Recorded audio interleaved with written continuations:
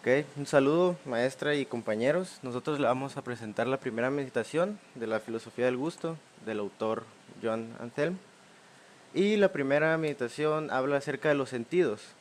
Para él lo más importante es lo que viene directamente de los sentidos, ya que de hecho no podría haber un conocimiento sin los mismos. Pero primero, ¿qué son los sentidos? De los sentidos que hablo son los cinco sentidos básicos que percibe el organismo y son el oído, el tacto, la vista, el gusto y el olfato. Cada uno de estos es una herramienta para que el cerebro construya una imagen clara del mundo, ya que sin estos no se podría llevar como un equilibrio tal cual y no se podría crear una percepción mucho mejor, por así decirlo. Entonces, además de estos cinco externos, propone uno más, que es el sentido generador. Aparte de los que ya vimos, la vista, el oído, el olfato, el tacto, etcétera. El sentido generador es con el que Joan se refiere al deseo sexual, o sea, el amor físico que atrae a ambos sexos opuestos, ya que esto tiene por fin la propagación de la especie. Todos estos sentidos ya mencionados han sido cambiados y se han modificado a lo largo del tiempo, ya que el hombre se comporta atendiendo únicamente sus necesidades más básicas, por lo que solamente utilizaba sus capacidades indispensables para sobrevivir. Conforme se va desarrollando las necesidades también se fueron complicando y consecuentemente los sentidos también. Como podemos ver aquí, la vista que abraza el espacio y por medio de luz la descubre y la existencia de colores de los cuerpos que nos rodean. Él va definiendo cada uno de estos sentidos, a como él los miraba y los podía describir a su manera. Y así fue como él fue creando el último, que es el sentido generador, y se fue basando poco a poco cómo todo esto llegaba como a probar la comida, cómo era importante cada uno de estos. Y irnos por un lado erótico, así decirlo, llegamos al sentido generador. Hola compañeros, yo voy a hablarles acerca de la definición del gusto. El autor nos comparte de una forma muy particular su definición del gusto. Llámese gusto al sentido que nos relaciona con los cuerpos ápidos, refiriéndose con esto a que tienen sabor.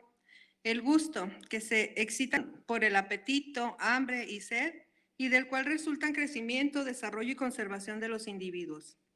Hace mención de la alimentación de los vegetales, la cual es a través de sus raíces. Otros cuerpos de vida animal que aunque no tengan movimiento, no tienen que buscar su alimento porque el alimento llega ahí, a ellos. Mientras que los animales recorren el universo para buscar su alimento y entre estos el más perfecto es el hombre. Los usos principales del gusto nos estimula con placeres y nos sirve de ayuda para elegir nuestra alimentación. Los mecanismos del gusto de los que hace mención el autor. La lengua tiene un importante lugar en la degustación. Vemos que nos sirve para amasar, revolver, exprimir y tragar los alimentos. Además, por medio de las papilas gustativas, se impregna de las sustancias de sabor que se ponen en contacto con ella. Para que tenga efecto la sensación del gusto, las mejillas y el paladar están dotadas de facultades apreciativas. Según el autor, la sensación del gusto es una operación química. Además nos habla acerca de los sabores, mencionando que existen infinidad de sabores, pero nos limitamos a expresiones generales, como los son dulce, suave, ácido, áspero, los cuales se encuentran entre dos categorías, agradable y lo desagradable al paladar.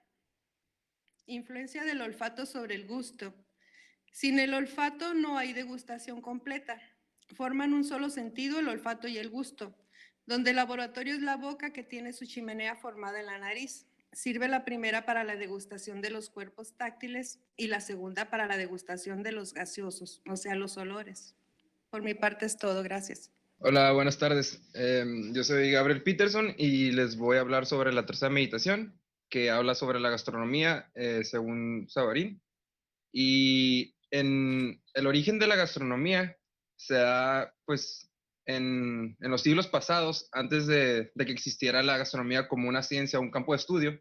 Los únicos que disponían de los conocimientos eran los cocineros y los servidores asalariados, y estos todo era basados en recetarios, pero estos eran exclusivos solo para ellos.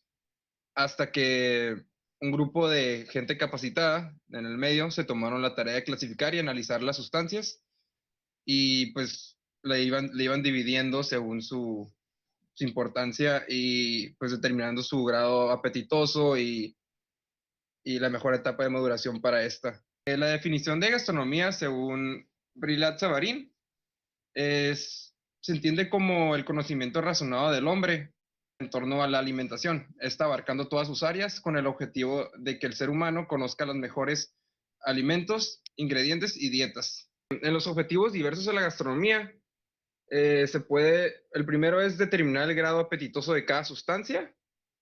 El segundo es el tiempo, cuál es el momento perfecto para comer cierto alimento. Es como, se refiere como cuál es la mejor etapa del alimento para poder ingerirlo y poder apreciar su sabor según el ingrediente. O sea, a veces es mejor comerlos antes de que llegue a su punto de maduración. A veces es mejor dejarlo añejar más tiempo y puedes apreciar mejor los sabores, como es con el queso y las carnes curadas. Y al final es la clasificación de los alimentos de bases y accesorios, que viene siendo, por ejemplo, las proteínas vienen siendo como un alimento base y un accesorio viene siendo, pues no sé, las ensaladas, las verduras, todo lo que es como un acompañante en un platillo. Por último, tenemos la gastronomía en los negocios, que estos antes empezaron en las tabernas, que eran donde los aldeanos verificaban sus negocios, hablando de tierras y todo lo que rodeaba a los negocios en su tiempo. Y Brillat dice que el hombre, después de que ha comido, no era el mismo cuando ayunaba. Eso se refiere a que la forma de ser del hombre cambia según su apetito. Si ya comió o si no, pues cambia su humor. Y también dice que en las mesas se establece un lazo entre el anfitrión y el convidado, que pues lo hace un poco más privado para hablando sobre negocios. Y pues antes también los banquetes era donde se decidían la suerte de los pueblos, hablando sobre la política en torno a la gastronomía. Meditación 4. El apetito. En el libro se compara al cuerpo humano como una máquina, la cual sin servicio constante dejaría de funcionar. El amonestador en consecuencia es el apetito, que da a entender la primera impresión de que el cuerpo necesita alimento. Algunos síntomas de cuando se sufre apetito es que el estómago hace ruido, la boca se humedece, hay gases interiores y después de unos momentos más se bostezará y habrá movimientos internos. Por último, se padecerá el hambre. En el libro nos cuentan dos anécdotas sobre la primera. En la casa de un alto magistrado, el anfitrión se fue, dejando órdenes de que no se sirviera la comida hasta su regreso. Después de unas horas, los invitados empezaron a desesperarse. Se observó que cuando la comida ya era servida, todos comían de manera muy impropia y las mandíbulas de las personas se comían todo de manera muy irregular y que había movimientos bruscos a la hora de tomar los alimentos. Cuando la manera correcta de poder aliviar el apetito era tomar un poco de agua con azúcar o una taza de caldo. Después de unos 15 minutos de espera, comer era lo apropiado. De lo contrario, todo el peso de la comida que se comía oprimía el estómago. También se da una comparación de los hombres en las tabernas en los años antiguos, donde los hombres tenían mayor apetito a los actuales y consumían cantidades muy exageradas de alimento y de bebida, pero todo esto no les permitía disfrutar en su totalidad los sabores. Buenas, soy Alejandro Ramírez Quiñones y yo les voy a hablar sobre la meditación 5, que es la definición de los alimentos en general. Los alimentos son todas las sustancias que sometidas al estómago pueden animalizarse por la digestión y reponer las pérdidas de energía que el cuerpo humano experimenta en el transcurso de la vida. Con esto nos referimos que el cuerpo humano a través de los años va perdiendo ciertas características o ya no es igual de fuerte como cuando eres joven. Los alimentos aportan estas sustancias para que éste recupere un poco de energías y pueda seguir con una vida normal y sana hasta el día que éste fallezca, ¿no?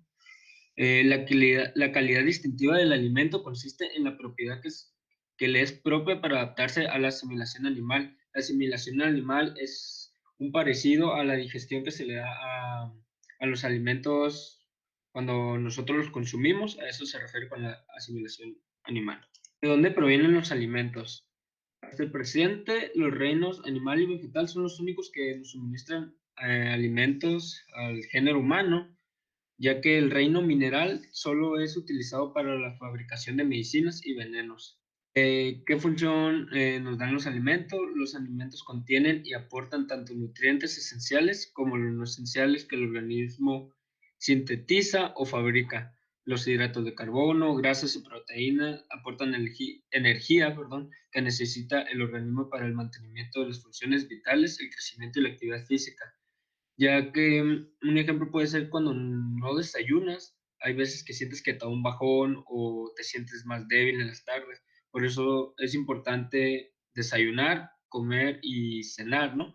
Ya que los alimentos te van a aportar las energías necesarias para que tú puedas tener un rendimiento funcional en tu día. El olmasomo es el mayor servicio que la ciencia alimenticia ha hecho a la química.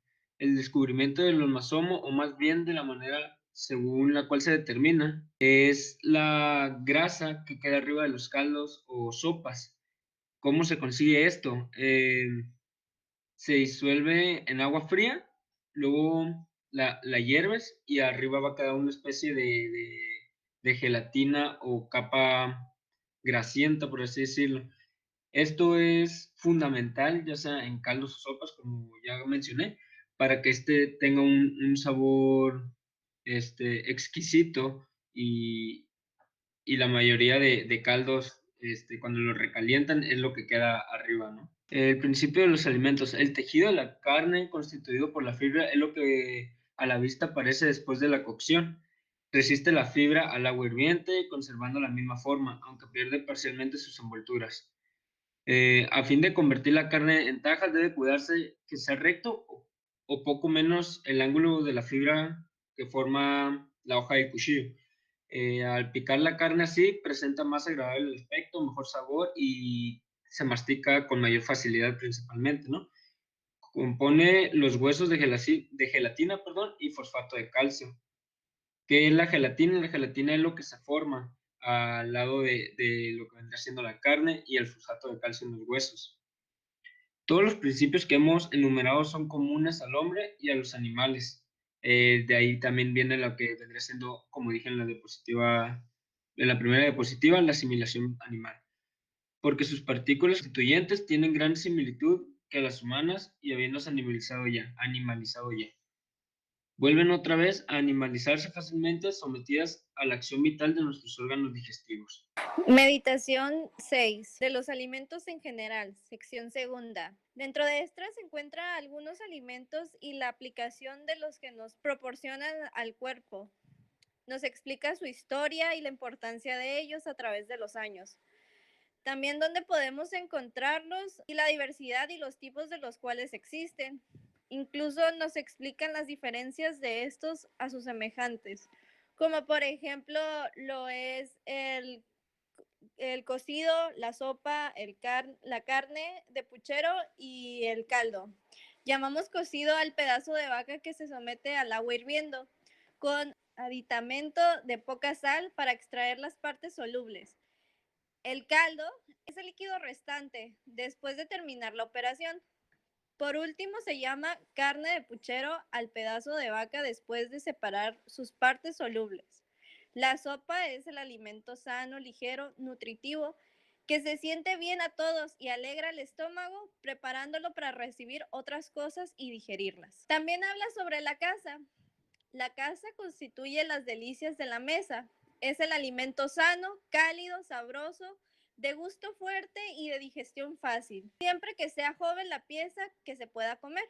Se puede dividir en 3 tipos, empezando por pequeñas aves, en segundo animales pequeños terrestres y acuáticos, y en tercera está la casa del monte con animales más grandes, como por ejemplo los jabalíes y los venados. Dentro de los alimentos de los que habla también están las aves. En efecto, desde la codorniz hasta el pavo, en cualquier parte donde encontremos algún individuo en tan dilatada familia existe la seguridad de hallar alimento ligero, sabroso y conveniente.